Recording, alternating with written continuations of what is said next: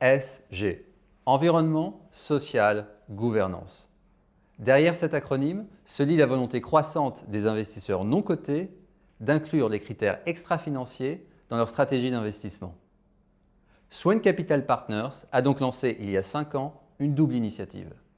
D'une part, l'organisation des ESG Best Practice Honors, une cérémonie de remise de prix destinée à distinguer les meilleures pratiques du secteur. Et de l'autre, la réalisation d'une étude sur leur portefeuille de private equity et d'infrastructure afin d'évaluer de manière concrète l'intégration des critères ESG par les sociétés de gestion. C'est pourquoi le magazine des affaires a décidé d'interviewer son directeur général Jérôme Delmas et sa directrice du développement et de l'ESG, Isabelle Combarel. Isabelle Combarel, bonjour. Bonjour Xavier. Alors, quelles sont aujourd'hui les principales attentes des investisseurs institutionnels en matière d'ESG ? Alors Xavier, aujourd'hui, les investisseurs institutionnels attendent de leur GP qu'ils intègrent les critères ESG quasiment de manière systématique. C'est un prérequis, ça doit être mainstream. Les investisseurs institutionnels, il faut savoir qu'ils ont eux-mêmes des comptes à rendre à leurs propres bénéficiaires et qu'ils souhaitent avoir une réputation préservée. Donc ils veulent investir de manière responsable.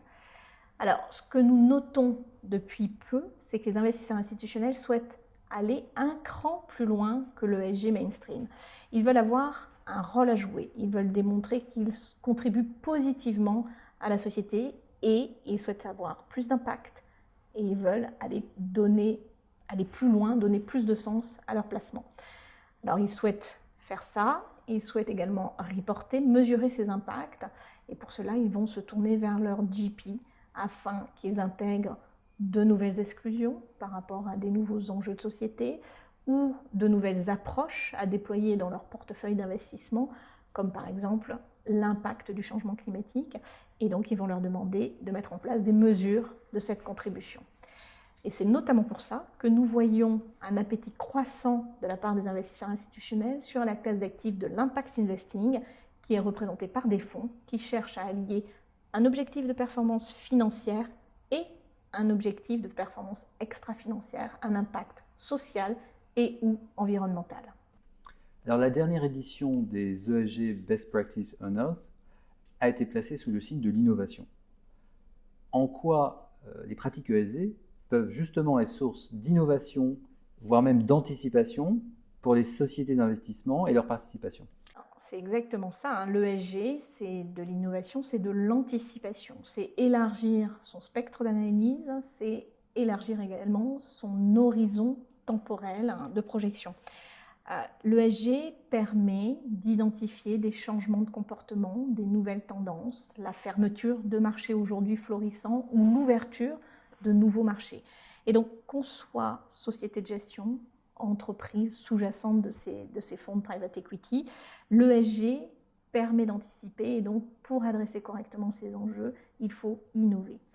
Alors, les résultats de l'étude de cette année menée par Swen sont intéressants puisque nous avons pu noter les innovations mises en place par les sociétés de gestion en matière d'ESG.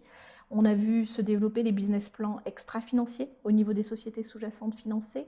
On a vu également la mesure du carried interest dans les fonds d'impact investing devenir de plus en plus conditionnée à l'atteinte d'un hurdle social. Donc la rémunération. Voilà, une rémunération conditionnée à l'atteinte d'un objectif social minimum.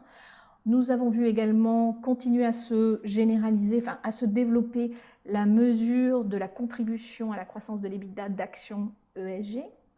Et bien sûr, dans le contexte actuel post-COP21 et 22, nous avons de plus en plus d'initiatives en matière de mesure de l'empreinte carbone. Eh bien, merci beaucoup Isabelle Combarel. Merci Xavier.